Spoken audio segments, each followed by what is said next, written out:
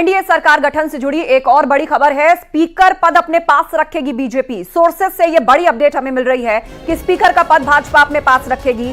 TDP ने दरअसल speaker पद की मांग की है, यह भी सूत्रों के हवाले से खबर आई।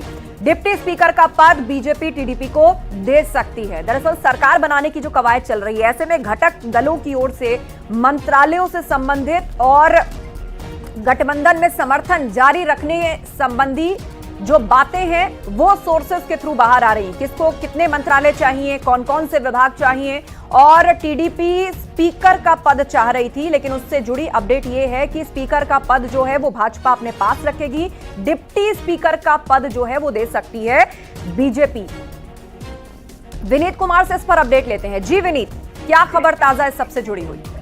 जी, निश्चित तौर पर मैं आपको बताना चाहूंगा कि जिस तरह से जीएमसी बालयोगी जो है वो अटल बिहारी वाजपेयी की सरकार में स्पीकर बने थे, उसी फॉर्मूले के तहत टीडीपी ने मांग की थी। जो हमारे सूत्र हमें बता रहे थे कि उन्हें स्पीकर का पोस्ट दिया जाए, लेकिन बीजेपी जो है वो उस वक्त की बीजेपी और इस वक्त की बीजेपी में काफी अंतर है।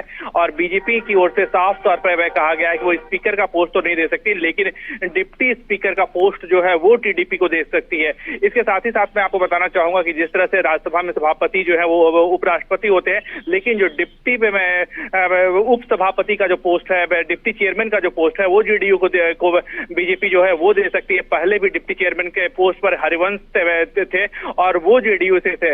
इसी के तहत इसी फॉर्मूले के तहत बीजेपी जो है वो टीडीपी को डिप्टी स्पीकर का पोस्ट जो है वो ऑफर कर सकती है। अब यह देखने वाली बात होगी कि टीडीपी इस ऑफर को एक्सेप्ट करती है या फिर इसके बदले कुछ और मंत्रालय मांग लेती है, या फिर आर्थिक पैकेज जो है वो स्टेट के डेवलपमेंट के लिए, जिस तरह से चंद्रबाबू नायडू ने 2018 में वक्त एनडीए छोड़ते वक्त आर्थिक पैकेज की मांग की थी, क्या वो आर्थिक पैकेज से एकोमोडेट हो जाते हैं, ये देखने वाली बात होगी। जी बिल्कुल, आप नजर बनाए रखिए। जानकारी के लिए शुक्रिया आपका विनीत।